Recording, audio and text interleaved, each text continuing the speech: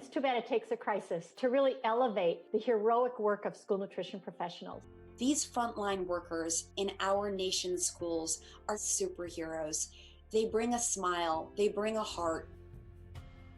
I'm very worried that we are not really recognizing the humanitarian crisis. We expect the need in schools to double, if not triple, in the next 2 to 3 months. With the Rockefeller Foundation, we're providing the resources and equipment to deliver vital meals. Right now, we're feeding about 1.2 million meals a day. We are using the kitchens that are closed to provide emergency relief. The schools also become very important rapid response emergency centers where communities come together, where families come together.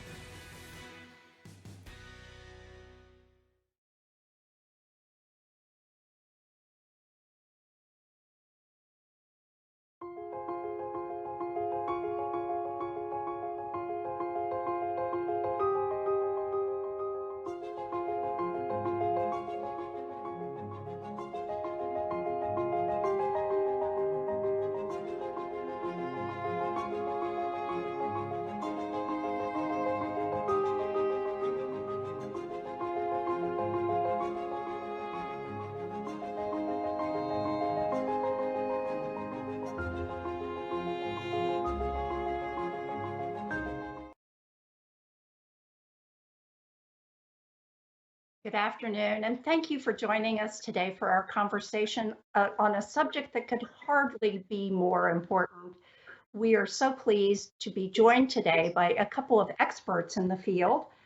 Earthryn Cousin has a very broad and deep background in government, in nonprofits, and spent 5 years as the head of the World Food Program. And Ricardo Salvador has spent 30 years as an advocate for a more equitable and sustainable global food system. He is the director and the senior scientist for food and environmental programs at the Union of Concerned Scientists. And I think for those of us who are fortunate enough to live in prosperous parts of the world, the COVID pandemic was a real shocker. To walk into our grocery stores and suddenly see empty shelves, to see massive amounts of food waste, and of course to see prices just going through the ceiling. But these are not new issues for you. And they are also a reminder that we're living on a planet where 9% of the population is either hungry or in danger of becoming so. So, Earthryn, could you explain to us a little bit about why our food system is so unstable and so fragile? Well, thank you very much for this opportunity to spend time with you and your viewers today to talk about this subject, because whenever we can bring attention to the challenges in the food system, not just the challenges that have faced the affluent, but those that have faced the vulnerable populations around the world, we're much more likely to solve it. So what is the problem? We have a food system that is in the United States and globally efficient, but not agile. And what COVID did was unbear the challenges of the lack of agility in the food system. In the United States, what we saw was that the efficient food system that basically has two channels. One that's institutional, one that's retail. That institutional channel that provides foods to restaurants, schools, and other large volume food producers. When there was a disruption in that food system because people were sheltering in place and restaurants were closed, hotels were closed, etc. There was no place for that product to go. And on the other side, the retail food system, there is a system of demand that the food producers are accustomed to delivering to wholesalers and retailers in certain commodity quantities to support and anticipated demand. And what we saw was an increase on that side. So the lack of agility in that system created food that was unstable and unaffordable. Um, and so we saw people move from we also saw the other challenge that the COVID revealed was when there was a loss of jobs and income, that people who normally would buy found themselves in a food line, and we don't have a social safety net that could quickly provide the food that was necessary. So what you saw was people without food in lines. You saw higher prices in grocery stores, and we witnessed the farmers dumping milk, culling their herds, and plowing under the produce in their fields because they had no market. And what we recognize is that the need is not just for efficiency, but also for agility in the food system. So Ricardo, how did the system become this fragile, this unstable? And is it more centralized than it used to be? And looking forward, where do you think resources should go to make us more prepared for this sort of disruption? Yeah, I think that the issue is that this is a very powerful global logistical system. It's interesting that you mentioned the concept of centralization, which kind of conjures up the question of whether there's some central governance or some central means of regulating the way that decisions are made within the system. What has led us to the situation that we have is actually over specialization and concentration, a lot of monopoly power within the system. The system is made up of lots of different parts. You know, it's the definition of a system, lots of different parts working in coordination to fulfill a particular objective. And I think that what we're dealing with here, as Earthrin has described, is a system that, when confronted with an unexpected shock, demonstrated two major vulnerabilities. One, it was not resilient to that shock. There were all the disruptions that Earthrin just described to us. Another, it is manifestly inequitable because we all experienced it in different ways. And so the reason why my answer to your question is that we're over specialized explains a lot of this, is that the system is geared toward everything functioning to smooth conditions, to perfection. The people that have specialized in epidemiology and have told us, have been warning us, I'm aware of warnings that date all the way back to the 90s, that a pandemic of the sort that we're experiencing at this moment was possible, are also telling us that zoonotic diseases like the one that caused this pandemic are actually going to become more frequent in the future. So it is a very relevant question to ask, can we meet the test of a resilient system for all of the different parts of the system? So for farmers, for workers, for the buyers, for the eaters, for the industry, being that if we encounter a shock like this in the future, will we be able to continue to produce and sell? Will we be able to buy and process? Will we be able to continue to eat in spite of the fact that this unexpected shock occurred? And if we had to confront this thing again next summer, the structure of the industry right now is not such that we wouldn't continue to experience these disruptions. So we have to ask, how can we make the system more resilient, more responsive to unexpected shocks? How do we get away from the specialization that measured one way is a marvel of global logistics, but exposes us to all the vulnerabilities that Earthren listed for us. So those are the major questions that we need to answer. Mm-hmm. And we live in a world, as members of our audience have noticed. We have an audience question here from Ellen Miller in New York, who asks, shouldn't the UN or perhaps other global relief organizations be able to create more public-private partnerships that could work with farmers? I mean, it feels like companies like Amazon, companies like FedEx can get just about anything in the world to your front doorstep. Couldn't they be part of the solution with this? What we saw during the during this COVID response is that there has been more farmer to consumer delivery of food.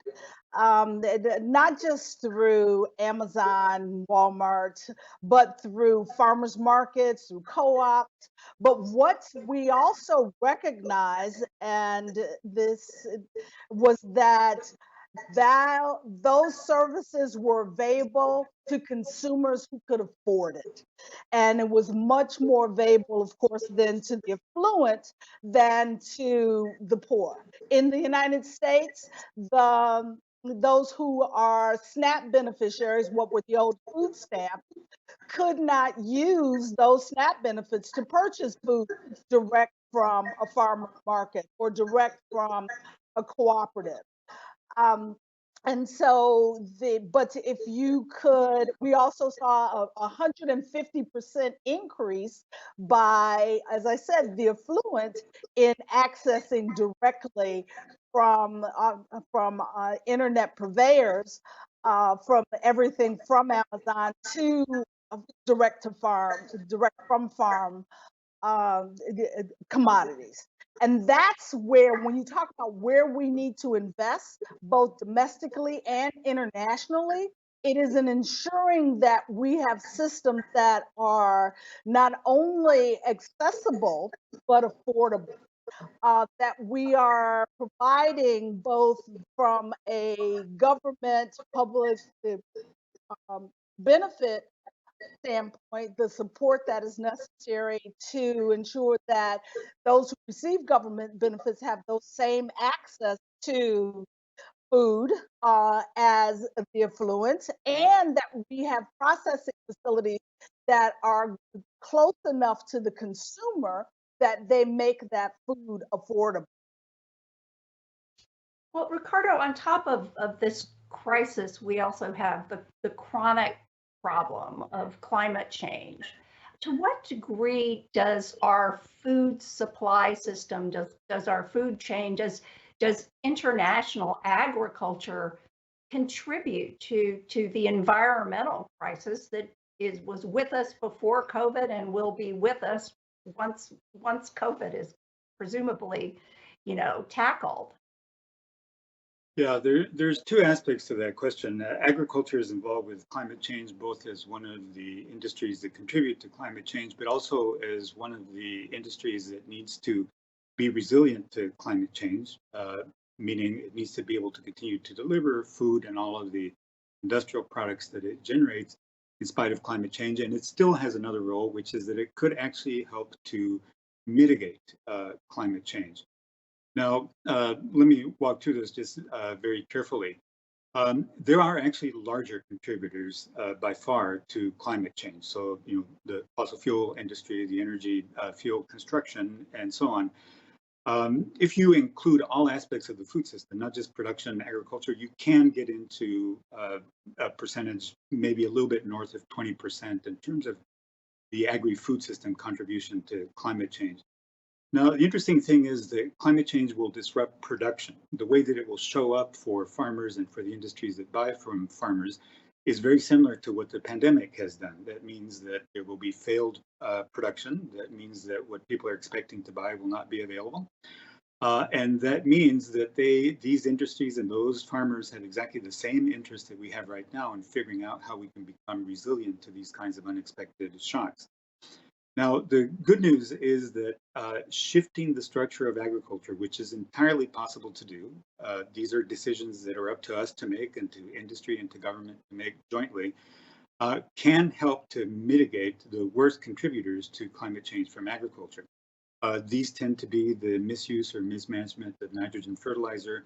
It tends to be the way in which we produce beef. It isn't necessarily that we produce beef. There are ways that beef can be produced that could be far more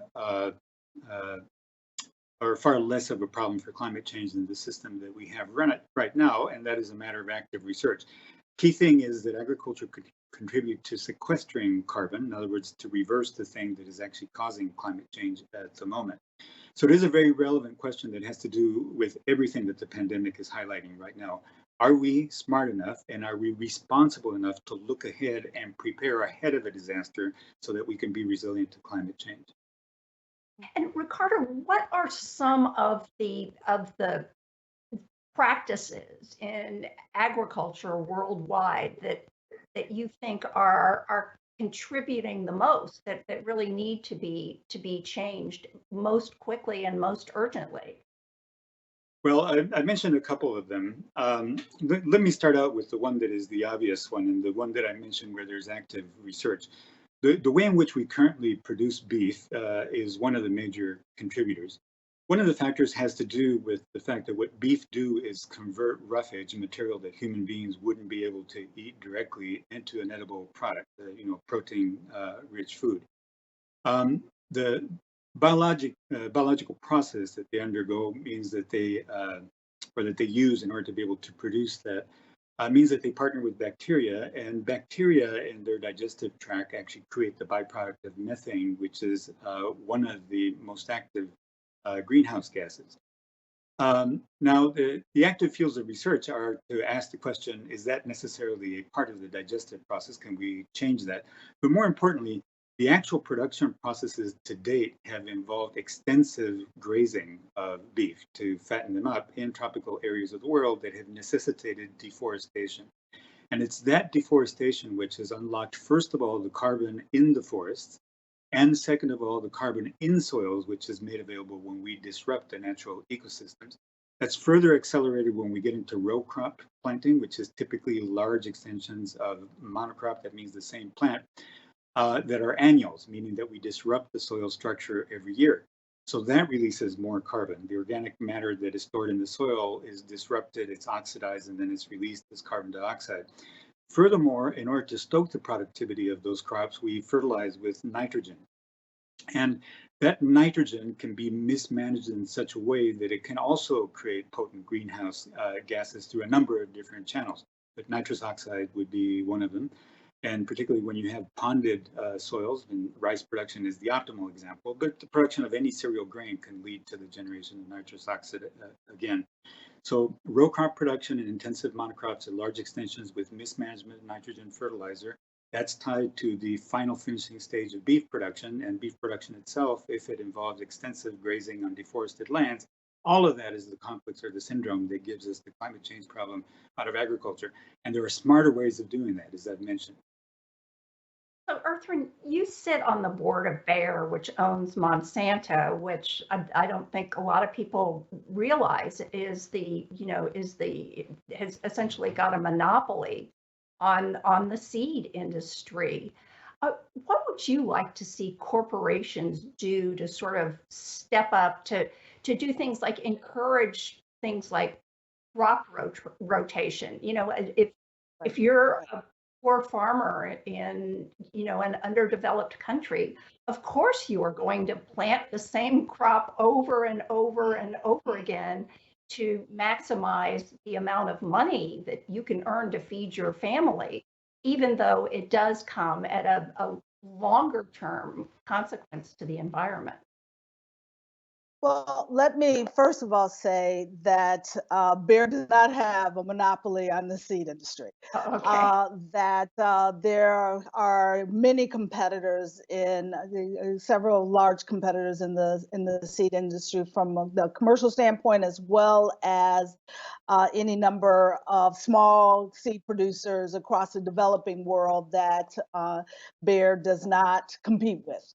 But I want to also underline Bear's commitment to supporting sustainability. They have made a commitment to providing access to seed and crop protection tools for 100 million smallholder farmers over the next 10 years, recognizing the need for increasing the productivity of smallholders in developing countries. But I want to put that to the side to talk specifically, to talk more broadly about the need for public-private partnerships for addressing the many of the issues that were just raised about what is necessary to change agricultural production. We need to move, and many companies, including Bayer, are researching and investing in new tools that are biological and digital that will give farmers access to the capacity to support the kind of regenerative farming and conservation farming that were just identified as necessary to address the climate change challenge. There is a movement in agriculture that I think the private sector has very much engaged in driving, and that is moving us towards an agriculture that is sustainable, not just for today, but for feeding the 9.5 to 10 billion people by 2050, and also protecting our environment. Um, I'd love for both of you to address the fact too that part of this problem internationally is a political one.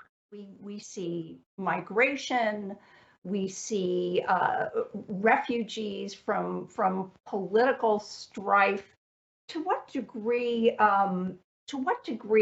do you think that is a factor in kind of the unpreparedness that we really saw on the part of the world for this pandemic, essentially a man-made and governance problem? Well, I'll jump in first, and because so much of my past has been spent working with the most vulnerable consumers and around the globe, recognizing that access to nutritious food is not something that one country alone can resolve, that it will take the global community working together in cooperation between government, private sector, the NGOs, the academia, to support the implementation of the not just programs, but the investments that are necessary to ensure that we are not just solving problems in our food system for the affluent and affluent farmers, but for the low-income farmers, smallholder farmers, as well as low-income eaters. The challenge that we see today is too much of the response, for much of the response for what became a health crisis, then an economic crisis, and ultimately a food crisis, we've resolved as nations and not as a global community. We must work together to ensure that the solutions that come online are provided to the entire global community and not just to, as I said, to those who can afford it. That is the challenge of our political situation today, where too many of the of our countries have said, I'm focusing on my country first, as opposed to the issues of the wider global community. And we see that neither virus nor poverty will recognize borders. And so our responsibility is to ensure that we are not just addressing the problems for ourselves, but as a global community. So, Ricardo, before we run out of time, this has been a pretty dark and scary conversation. But I'd like to ask both of you: are you seeing any hopeful signs? Are you seeing any signs of innovation, or perhaps the kind of redeployment of resources that might make the world a little more resilient in the future? Is there any creativity that we can point to going on out there? Well, I would like to combine the last question that you asked with this one. I understand fully that whenever we deal with something that is as big and as complex as what we've discussed, that we need to walk away with some sign of hope. But I do want to be realistic about the hopeful signs that I will list for you by, first of all, addressing what I think is one major threat. I agree very much with what Bertrand has said, that the issues that we've been discussing are multi-sectoral. However, I will take a very strong position that I think that one of the distortions that's majorly responsible for the disruptions that we've experienced is disproportionate corporate power, monopoly power, because in many cases that exceeds the power of governments. And let me give you an example. In the theory of the market, when you have all of us competing in a self-interested fashion, the theory is that we should produce the best outcomes for both buyers and sellers. When that does not happen, when we have a market breakdown, then we've all agreed by social contract in the West, in liberal governments, that then there is a role for government to step in and actually make things equitable for all players to deal with market breakdown. We saw severe market breakdown during the pandemic for a number of different reasons, and we saw the manifestation of corporate power, and it showed up this way.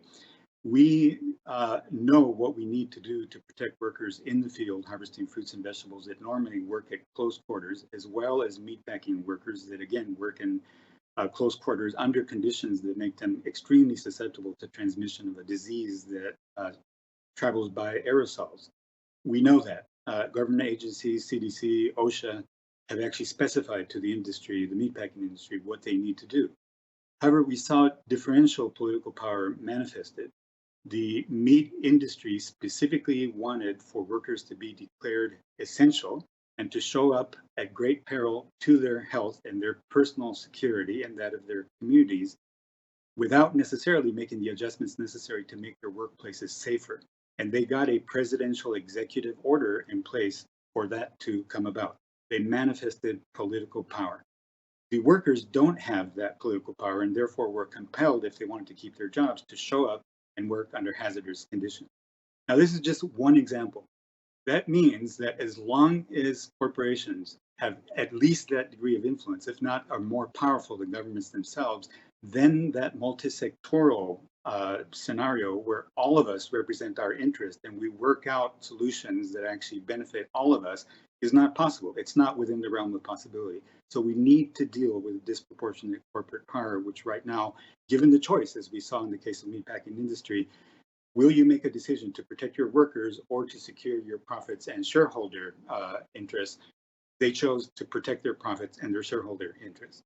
So that's something that needs to be addressed. Now, hope.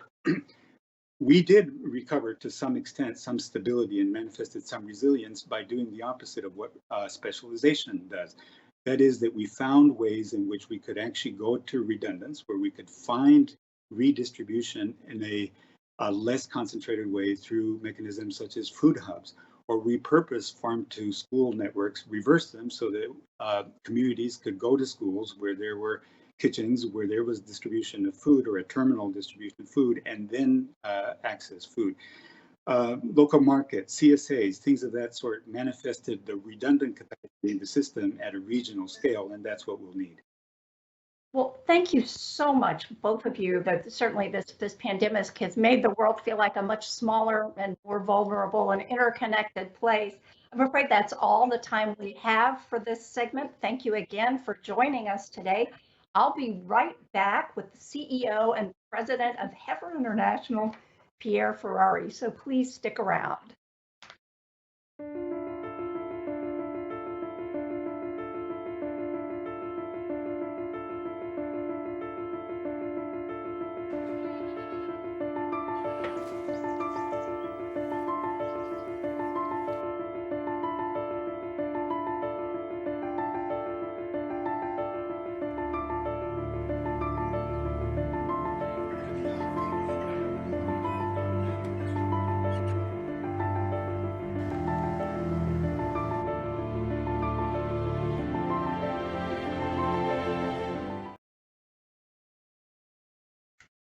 Hello again. I'm Karen Tumulty, a columnist here at the Washington Post.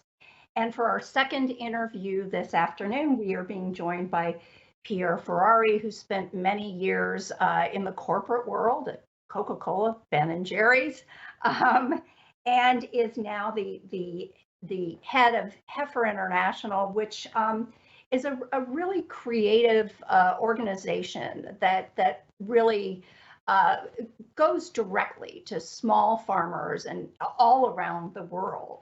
And so the first thing I would like to ask you is the same question. I mean, what have you learned about the vulnerability of our global food supply system in this crisis? So I can speak. Hi, Karen. First of all, say hello. Um, the where we work, which is mostly in very poor countries, and where farmers don't really have the resources like some of them here do, we have found that the breakdown in the system due to COVID was mostly in transportation and delivery to the marketplaces, right? The markets, the aggregation points, distribution, etc. And so we have a lot of surprising examples. And the last question you asked Catherine and Ricardo was, what's the hope? Well, we found a tremendous amount of innovation and entrepreneurism. They said, okay, if people aren't going to go pick up like they usually do the food that we produce, we're going to go to the consumers directly. And in India, in Nepal, in Ecuador, the farmers have organized themselves to say, okay, how do we gather and aggregate the work that we do, the produce that we produce, and take it to market? And they have done an incredible job at doing that. So the system broke down, and it gave an opportunity, which is a very entrepreneurial kind of venture capital situation, to say, okay, we need to do that.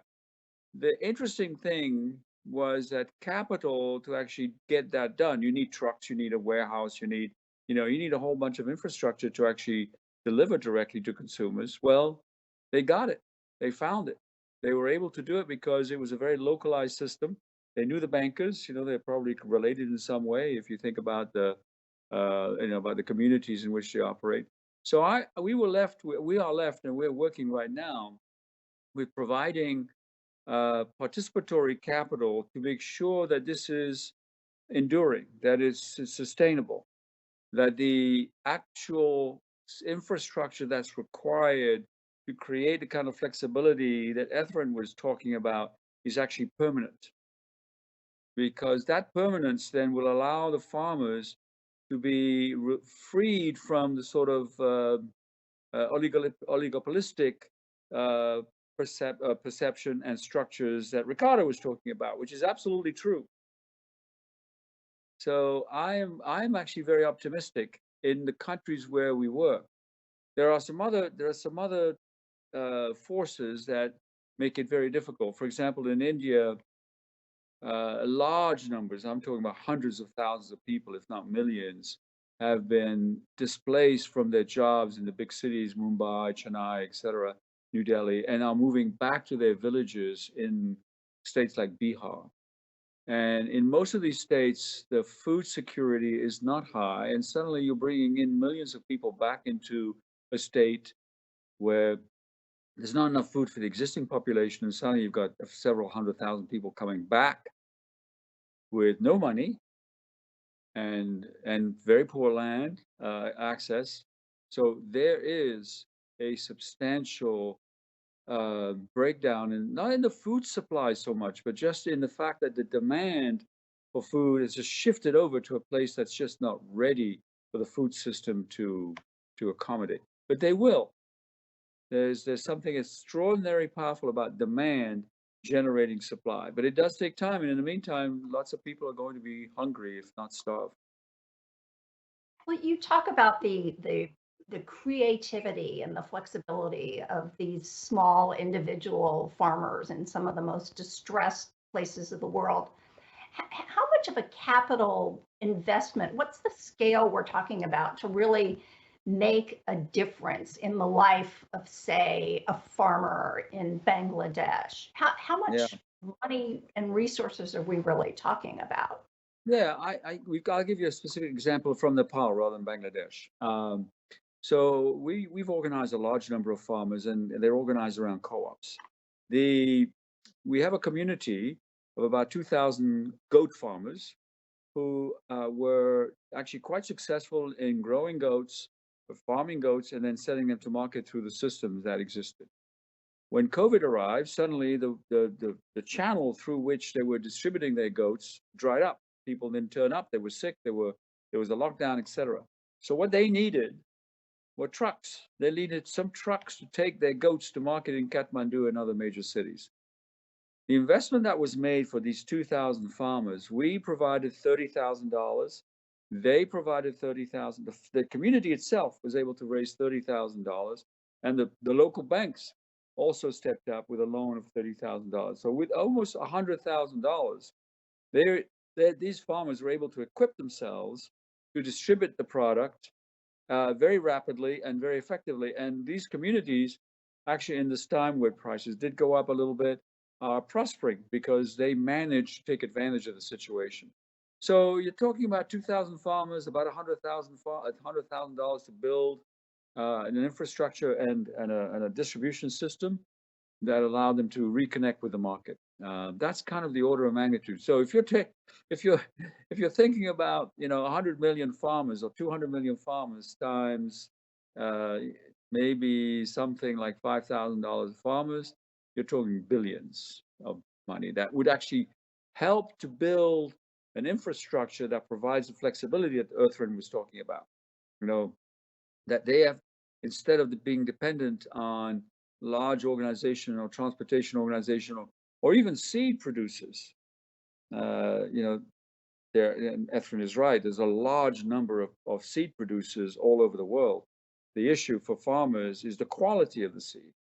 There are a lot of different quality, from absolutely useless to being absolutely superb quality seeds that allow the farmers to be productive. And the seed system, we've talked a lot about distributing food to the consumers, but where one of the breakdowns in the food system was food for the animals, seeds for the planting, medicine for the animals. All these systems just stopped. Meanwhile, your chickens might get sick, and if they get sick, they die, and suddenly all those assets evaporate. So we worked very hard to make sure that the health supply system was not interrupted. And so we considered them to be essential workers, and we were able to actually help a great deal for a variety of reasons, which I can explain if you'd like. Well, one thing is, Heifer International has the word international in the name, but you also do work in the United States as Absolutely. well. Could you talk a little bit about that and sort of the challenges that you have seen among U.S. farmers? And again, we tend to think of big, gigantic corporate agriculture, but again, our own producers are under a lot of stress. We are building essentially a boutique, if you like, a boutique system to deliver much higher quality livestock, and that's beef, pork, chicken, lamb, etc. And it's all grass-fed. It's a product that, as Etherin mentioned, a lot of these products are sold to people who can afford them. They're expensive products, very nourishing, very high quality, high nutrition, etc. But nonetheless, it is not the cheap steak you can buy at Costco. So what we've built is a very resilient um, system that has the farmers all aggregated, mostly in Arkansas, a little bit in Missouri and Mississippi, and then link directly to a processing system that is also owned by this co-op, this system, which is exceptionally flexible and um, unlike the large mass meat processors, as its workers as a highest priority in terms of how they operate. So we have a cooperative system that has produces the farmers, the individual smallholder farmers, has an outlet, or they have outlets for their meat, whatever the cattle, pork, chickens. They send it to a system, a processing system that's also highly labor oriented, and then we sell it to a e-commerce operation called Grassroots Co-op, which is also partly owned by the rest of us, so that it's this whole continuum unitary system to like, and we sell that by retail and e-commerce. So what happened during the COVID situation, we were doing quite well. Sales were going along quite well before that. And suddenly COVID hit and nobody could get meat at the retail. Now they can, but they couldn't then. And sales just skyrocketed. And we had the inventory so that we were able to meet demand. And today, the grassroots co-op or the whole system is probably selling about twice as much as it was before. So it's a boutique system. And this is not competing with Walmart or Costco or Safeway or Kroger or any of these massive retailers. But we found that consumers, and this is the interesting part of it, will consumers hold on to the experience they've had at sampling and enjoying much higher quality products than what is found in the commercial system? So, and I just go back to the beer industry at some point. I don't know if you remember in the 90s, the small local breweries began to have a huge impact on the monopolistic control by Anheuser-Busch, Coors, and Miller. And I'm wondering whether the same thing is actually going to happen in the supply of higher quality product. I don't think I've had a Coors Light in 20 years. I mean, I drink local brews, right? I mean, and a lot of people do. It has changed that industry. It absolutely changed the brewing industry. Well, while we have just another few minutes, I would like to bring a question from our audience, Ann Whiteside in California, who wants to know, how do we make these local food economies more resilient in terms of climate change and our longer term environmental challenges? Right. So we practice what is called, climate smart agriculture. Ricardo talked about the fact that you can raise beef in a way that's actually very detrimental to the climate in terms of deforestation, etc. We don't do any of that. There is a mechanism, or there is an approach to, for example, livestock raising, mostly beef, called holistic management. What happens is that you rotate the grazing of the animals in such a way that you actually improve the quality of the soil and sequester an enormous amount of carbon. There's a man out there, which actually is a great TED talk by a guy called Alan Savory, which I would recommend your viewers to watch. It's 20 minutes of incredibly entertaining perspectives on how livestock, from his point of view, can actually be a major tool in carbon sequestration and therefore climate mitigation. So we do that. We do that all over the world. It's primarily based on managing the land in a way that's smart, and of course using the manure and the waste from the animals in a way that enhances soil quality, soil fertility, etc. So that is the fundamental approach we take to ensure that agriculture, the way we do it, is actually climate smart and sensitive, and actually climate improving. Well, I'd also like to bring up a topic I brought up in our earlier segment, which is the political component of these problems. Heifer International works in a lot of parts of the world that have had a long and difficult history of civil strife. How important is strengthening civil society to building these sorts of resilient systems that you are talking about?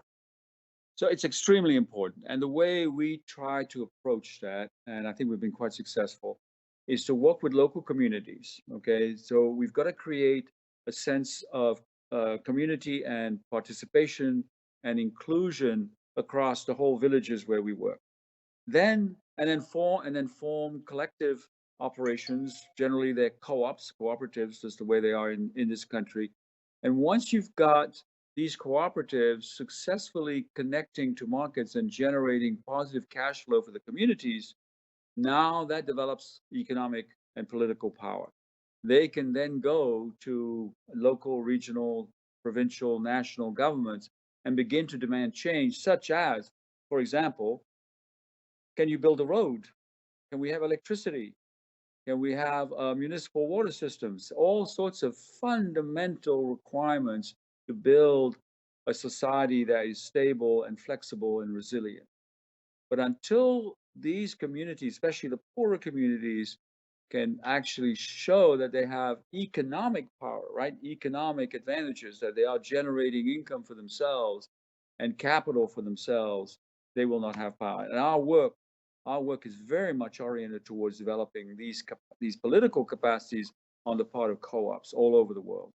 And it can be very successful because it's a sort of a self-feeding system. It's a virtuous cycle, because once you begin to have success in the marketplace, you have resources with which you can make more investment, which then generates more income and capital and savings, which then allows you to get the attention of the political infrastructure. And we've got lots of examples where that happens. But it all starts with the farmers being organized, self-motivated, self-reliant, accountable to themselves, and organizing themselves to sell higher quality goods at a profit. Well, Mr. Ferrari, thank you so much for joining us today. In so many ways, big and small, you really are out there literally changing the world. And tomorrow, please join Washington Post Live again at 11 a.m. for a special program on America's Health Future, featuring former Centers for Disease Control and Prevention Director Tom Frieden and 23andMe founder Ann Wojcicki. And at 3 p.m. Eastern, we'll examine the outsized impact of COVID on higher education with Spelman College President Mary Schmidt Campbell and Montgomery College President Darion Pollard. And as always, you can head over to WashingtonPostLive.com to register for these and other upcoming events. Thank you again to our guest, and thank you to our audience so much for joining us today. Thank you, Karen. Thank you very much, Karen. Appreciate it very much.